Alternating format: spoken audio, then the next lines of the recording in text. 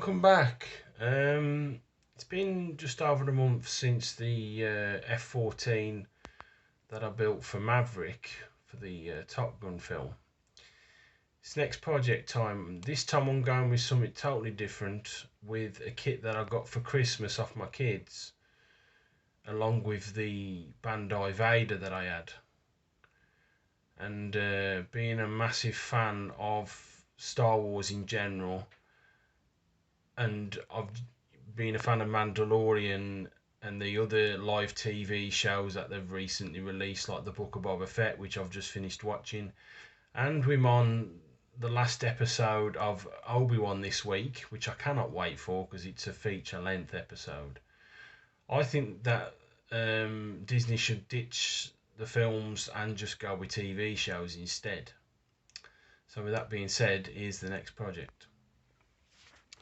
So turning the camera around, it is the 1/12 scale Bandai Mandalorian. When I first heard about this kit, I knew I had to get it eventually. I didn't know how long it would take. I mean, it took me 2 years to get my hands on Vader, but I was really well chuffed that my kids bought it me for Christmas. It is the Beskar armor version. So if you remember from the first series of the Mandalorian, originally he had like the green, greyish, brown armour, not too indifferent from Boba Fett. And when he got his hands on Grogu and then turned him into the turned him into the Empire, and then they rewarded him with the Beskar gold bricks. Eventually, we all know he got Grogu back, and he kept the Beskar bricks and then had them melted down into his new armour, which I think is actually better. I've got nothing against his original armour, but I do think the Beskar armour is the better armour. Now, there is so many options with this you can do. There's that many poses. And here's some of the poses you can do. Classic with just the rifle and the pistol. You also can do it with the dark saber, because on that picture there, you get the pistol, you get the dark saber, you get the rifle, you get the Beskar polearm, and you get the rocket pack. Turning the box around, here's another pose you can do with his pistol holstered and the rifle drawn. Or you can have the rifle on his back with the pistol drawn. So I'm moving the box out of the way. You got 3 main bags of sprue, and there is a lot of sprue. I'm not going to take them out the bags. But you get like I said, it's all coloured in the Beskar like gunmetal colours. That's the best way I can describe it actually. So you get helmet and chest pieces there, shoulder pauldrons, back area for the jetpack to mount on maybe. You get a bit of black and a bit of brown in there as well.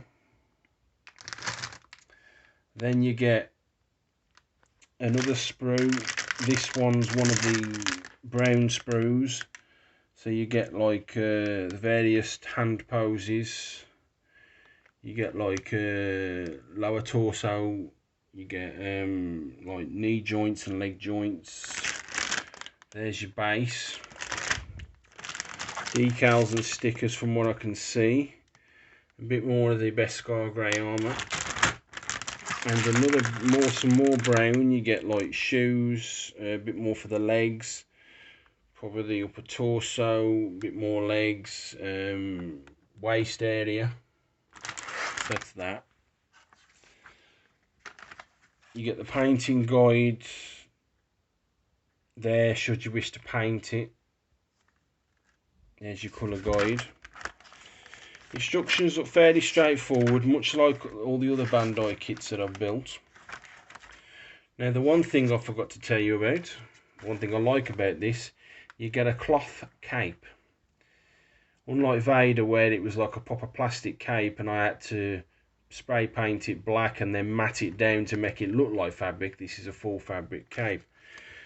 It says there, gives you the warnings, be careful, excuse me, not to tear the cloak. You have to fold it into I think it's like 3 or 4 times, and then you put it onto the upper torso, and then you attach the headpiece, the helmet. And like I said, your various building stages. Now, coming to stage 7 is where your optional weapons come into place. It tells you to put the rifle together, the pistol together. So I said you got rifle, pistol, dark saber, and the Beskar polearm. It looks like you can use the same arm configuration for the Beskar polearm and or the dark saber. Tells you how to connect the jetpack on with either the polearm or the rifle, but generally not looking too bad. So with that being said, it's time to get cracking on. Right, I've started work on the Mandalorian. I've been working on him for about, what, 20-25 minutes. So I've done the torso chest piece, as it says in step 1. Now, step 2 is where you've got to put the cloak on. So, as per the plans, you get the circular piece that's draping down, and then you fold that back in step 1 fold. In step 2 fold, you get the whole bit of that there as it highlights, and then you pull that back again very, very gently, because it's like a felt cloth. And then the step 3 of the cloak, you've got to put it on the inside pegs of the main chest piece. So that's where I've gone back and back in step 1 and step 2 of the folding. And then here's step 3 on the inside of the main chest piece on his Beskar armour, and you just loop that one of each of those little loops round the little peg in the back. And then once I've done that, I've obviously got to click that onto the main torso piece in step 1. So that's where I'm sitting at the moment. Right, next part of the cloak, you've got to bring the 2 pieces, the 2 folds that you pulled up there, you've got to bring them down, because on the 2 pieces of the cloak, the actual neck piece where you fold it up twice, the plans tell you, it shows you there's 2 holes. So then you've got to, on fold 4, you've got to bring that down with those 2 holes in the felt, and you've got to very gently push them on the peg as well. So what I've done is I've just got my pencil and very gently push them on around the peg. And then the next part of the plans, it tells you to step 5 with the fold. You've got to put that chest piece onto the front of the torso section in step 1. So all that will lock onto there. So I'm going to have to do that face down. So we'll see what happens. Right, so I'm now going to put the chest piece onto the cloak. So you've got to line them 2 pins up with the 2 holes on the chest. So like so. Then you've got to line all those shapes up with them shapes on the chest. So making sure the felt doesn't come off, because it's trying to come off there, look. So push that while that's facing down. Snap that into place, and then it tells you to pull the cape over backwards, so those loops will then go around the neck piece. I don't like that piece there sticking out, so I'm going to have to, where's my pencil? So I'm going to have to get my pencil and try and force that down the back of there or something to hide it. That's it. So that's now disappeared underneath that. So that's the chest piece with the cloak done. You've got to be careful with this felt cloak, because it's very, very flimsy and you can easily tear it, because felt isn't the strongest of material. I would have preferred it if it had been a cloth cape. Right, just over an hour's work later, this is what I've got. So I've now mounted the over the shoulder stroke chest utility belt, as it were. That was an absolute nightmare to get in, because on the plans it tells you to put these two pieces together just underneath there, and you just slot it in as it says on the plans there. You slot those two together, and then you've got to put that over the top, down over the top of his shoulder, and then slightly prise it apart as you're trying to put it in. The only problem was, as I was trying to prise it open, that kept wanting to snap out, and I had to put it in two pieces instead of trying to do it over the top. So very gently, there's a rectangular tab there and a hole mounting peg, so you push that in slightly. There's a T1 just here, so you push that in slightly, and then moving the cape out the way slightly, you then get the where it locks into place there with the two tabs. You've got to push that underneath there,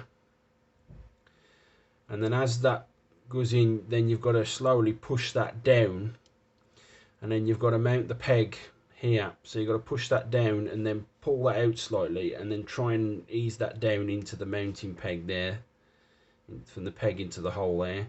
Once that's done, then you can push this bit into place with those two tabs. The only problem being that has slightly creased there, because even though that was fully out, that strap, the utility strap, doesn't like that part there, and it's slightly folded inside. I tried to ease it out slightly in my pencil, but with it being felt, I don't want to tear it, so there's a little slight crease there. So that's that sorted. Then it come to the headpiece. Now the headpiece was two pieces, and then you got the black visor part in the middle. So you got to push the black visor part into the right side of his helmet, and then push the left side of his helmet in. But I thought there was going to be a massive long seam. But as you push that into the helmet, if you push the two sides of the helmet together with the visor piece, that seam disappears under that lip there. So as you push that together, it disappears, and I'm quite chuffed that that seam has gone. And then it's just the hip area, which is those two pieces there with a plastic collar. And then turning the page over.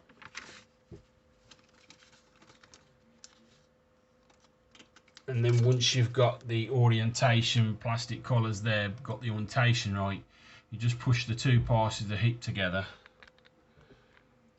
and that just slots into the underneath there. There's like a little, like a round peg. You've got these plastic collars as well. You've got to put those in first and then push that together. But for an hour's work, I'm actually quite chuffed with where I'm at the moment, so not too bad at all.